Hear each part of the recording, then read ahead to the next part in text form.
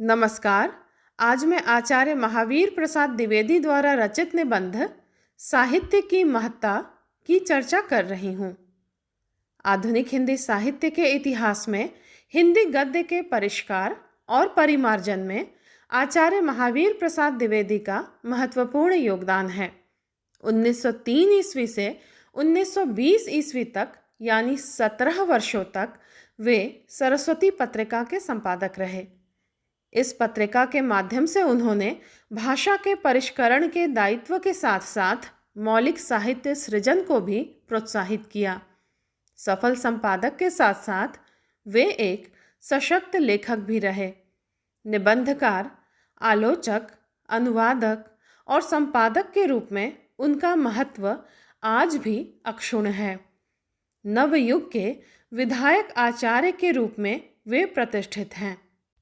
प्रस्तुत निबंध में आचार्य द्विवेदी ने साहित्य की महत्ता के विषय का अत्यंत गंभीर विवेचन प्रस्तुत किया है।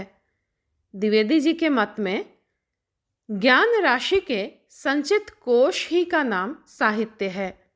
सब तरह के भावों को प्रकट करने की योग्यता रखने वाली और निर्दोष होने पर भी यदि कोई भाषा अपना निज का साहित्य नहीं रखती तो वह रूपवती भिखारिन की तरह कदापि आदरणीय नहीं हो सकती। उसकी शोभा, उसकी श्री संपन्नता, उसकी मान मर्यादा उसके साहित्य ही पर अवलंबित रहती है।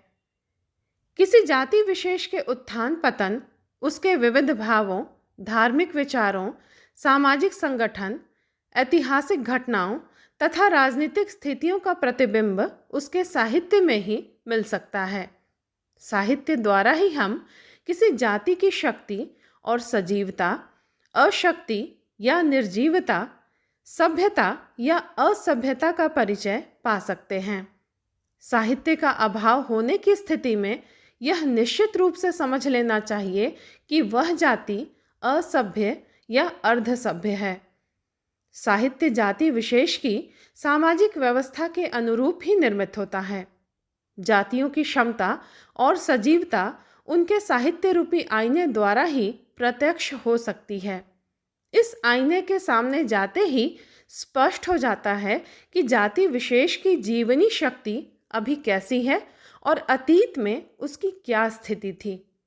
जिस प्रकार भोजन त्याग देने पर मानव शरीर कमजोर होने लगता है, उसी प्रकार साहित्य के आस्वादन से मस्तिष्क को वंचित कर देने पर वह धीरे धीरे निष्क्रिय हो जाता है। शारीरिक अंगों के निर्धारित कार्य न लेने की स्थिति में वह अंग विशेष अपनी क्षमता खोने लगता है। शरीर का खाद्य भोजनीय पदार्थ है और मस्तिष्क का खाद्य साहित्य है। अगर अपने मस्तिष्क को हम सक्रिय तथा सजीव बनाए रखना चाहते हैं तो साहित्य का सतत सेवन हमारे लिए अति आवश्यक है। साथ ही उसमें नवीनता तथा पौष्टिकता लाने के लिए उसका उत्पादन भी अपेक्षित है। किंतु जैसे विकृत भोजन से शरीर बीमार हो जाता है, उसी प्रकार विकृत साहित्य से मस्तिष्क भी विकारग्रस्त हो जाता है। मस्तिष्क की शक्ति संपन्नता सत्य साहित्य पर ही अवलंबित है। निश्चय ही मस्तिष्क के पूर्ण विकास का एकमात्र साधन उत्तम साहित्य है। द्विवेदी जी के मत में जीवित रहने तथा सभ्यता की दौड़ में अन्य जातियों की समानता हेतु हमें उत्साहपूर्वक सत्य साहित्य के उत्पादन तथा प्राचीन साहित्य की रक्षा का प्रयास करना चाहिए। यहाँ कई उदाहरणों द्वारा विद्वान लेखक ने अपने कथन को स्पष्ट किया है। अन्य देशों और जातियों की ओर ध्यान देने पर यह सत्य प्रकट होगा कि साहित्य ने वहाँ की सामाजिक और राजनीतिक स्थितियों में अनेक परिवर्तन उपस्थित किए हैं। इतना ही नहीं, अनुदार धार्मिक भावों की जड़ पर भी प्रहार किया है। साहित्य में जो शक्ति निहित है वह विनाशक अस्त्र शस्त्रों में भी नहीं है। यूरोप में अगर धार्मिक रूढ़ियों को बढ़ावा देने में साहित्य का हाथ है, तो दूसरी ओर जातीय तथा व्यक्तिगत स्वातंत्र्य के भावों का विकास भी साहित्य द्वारा ही हुआ है। पोप की प्रभुता को कम करने में साहित्य का ही सबसे बड़ा योग है। फ्रांस में लोकतंत्र के अभ्युदय और उन्नयन तथा पद दलित इटली के उत्थान में साहित्य की प्रमुख भूमिका है। जिस साहित्य में इतनी क्षमता है, जो पतितों का उद्धारक, जन समाज के विकास का आधार है, उसकी रचनाशीलता एवं संरक्षण की चेष्टा से उदासीन जाति अज्ञान के गहन अंधकार से घिरकर अपने अस्तित्व को ही खो देती है। इसी कारण समर्थ होने पर भी जो मनुष्य महत्वशाली साहित्य की सेवा और उसकी अभिवृद्धि नहीं करता, उससे प्रेम नहीं रखता, द्विवेदी जी के मत में वह समाज, देश और जाति का शत्रु ही नहीं बल्कि आत्मद्रोही और आत्महंता भी है।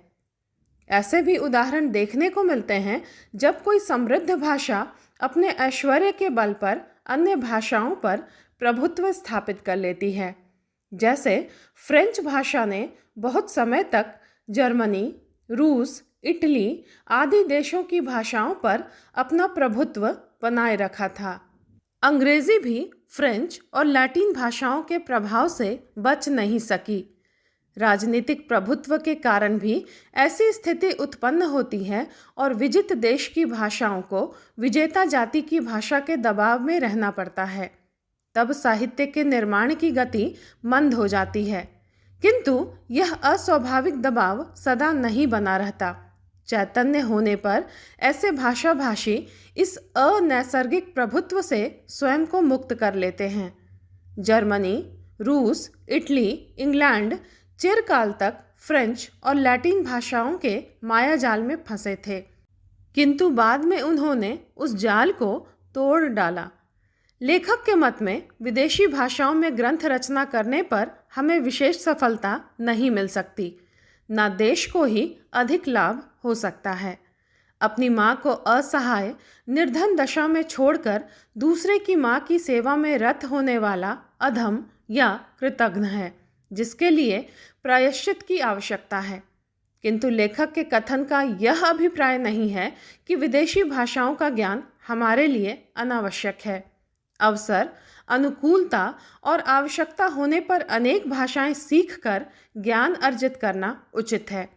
किसी भाषा से द्वेष भाव न रख ज्ञान कहीं से भी ग्रहण कर लेना उपयुक्त होता है, किंतु स्वभाषा तथा उसी के साहित्य को प्रधानता देना हमारे लिए आवश्यक है, क्योंकि अपने देश तथा जाति का उपकार और कल्याण स्वभाषा के साहित्य की उन्नति से ही संभव है। ज्ञान, विज्ञान, धर्म और राजनीति की भाषा लोक भाषा ही होनी चाहिए। निष्कर्षतः अपनी भाषा के साहित्य की सेवा और अभिवृद्धि देशवासियों का परम धर्म और कर्तव्य है। इस प्रकार प्रस्तुत निबंध में आचार्य द्विवेदी ने साहित्य को परिभाषित करते हुए उसकी महत्ता का विवेचन किया है।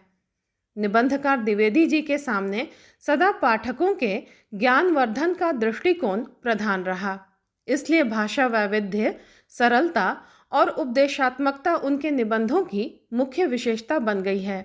उपादेयता, लोकहित, उद्देश्य की गंभीरता और शैली की नवीनता को उन्होंने काव्य की उत्कृष्टता की कसौटी के रूप में प्रतिष्ठित किया। द्विवेदी जी ने अपनी रचनाओं में मूल वस्तु का गंभीर विवेचन और अपनी संवेदना की सच्ची अभिव्यक्ति की है। सरल भाषा का प्रयोग करते हुए भी द्विवेदी जी ने यत्र तत्र आलंकारिकता के द्वारा अपने निबंधों को उत्कृष्टता प्रदान की है। अत्यंत प्रभावपूर्ण भाषा शैली में साहित्य की महत्ता और निज भाषा की गरिमा का विषय पाठकों के सामने उपस्थित कर उन्होंने साहित्य की व्यापकता तथा उपादेयता को सिद्ध करने का प्रयास किया है। धन्यवाद।